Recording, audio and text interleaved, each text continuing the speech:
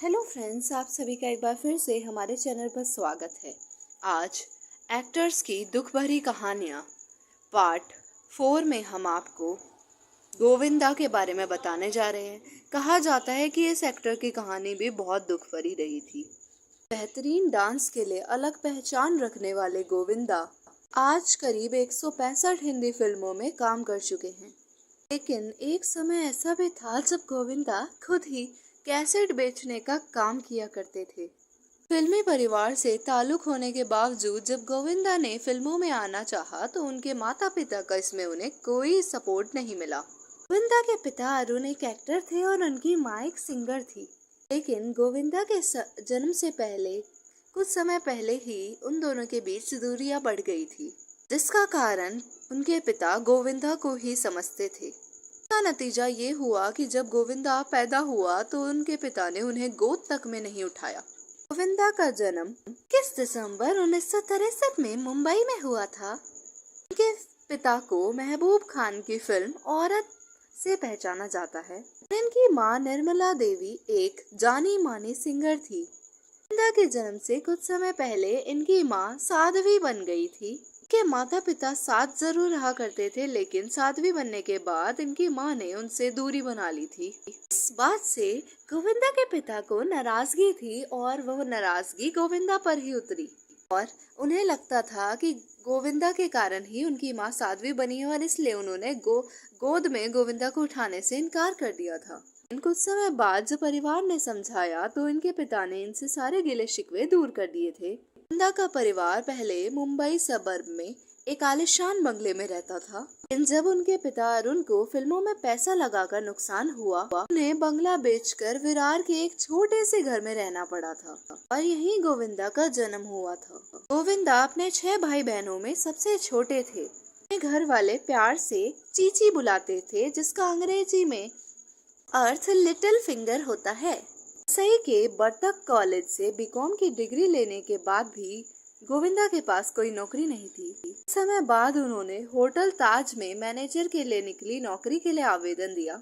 लेकिन जब इंटरव्यू हुआ तो गोविंदा अंग्रेजी नहीं बोल पाए और उन्हें फर्राटेदार अंग्रेजी बोलने वाला लड़का चाहिए था। जाहिर है कि गोविंदा को नौकरी नहीं मिल सकी। आज 13-14 साल की उम्र से गोविंदा फिल्मों में आना चाहते थे।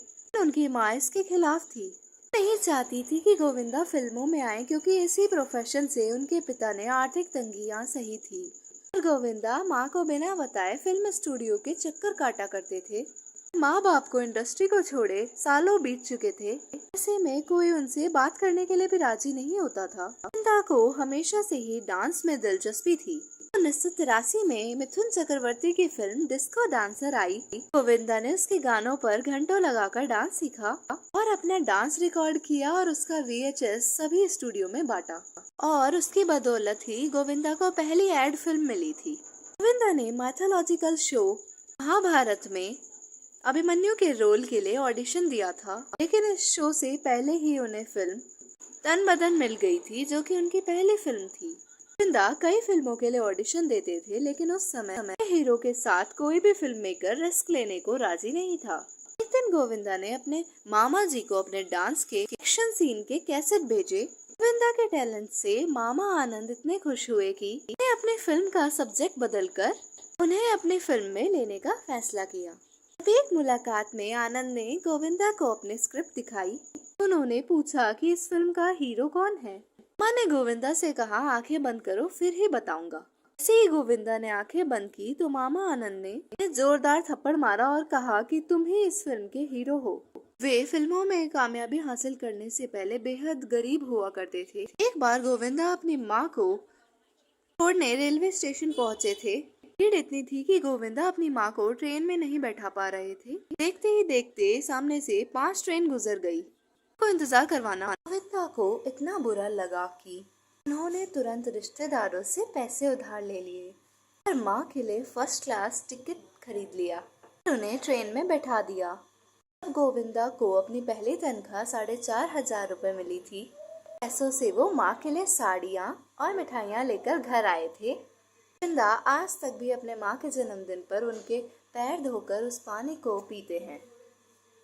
गोविंदा अपनी माँ को इस कदर मानते हैं, वो अपनी सुनीता से पहली बार मिलने गए थे तो शैंपेन पीने के लिए उन्होंने अपनी माँ को कॉल कर कर उनसे पहले इजाज़त ली थी।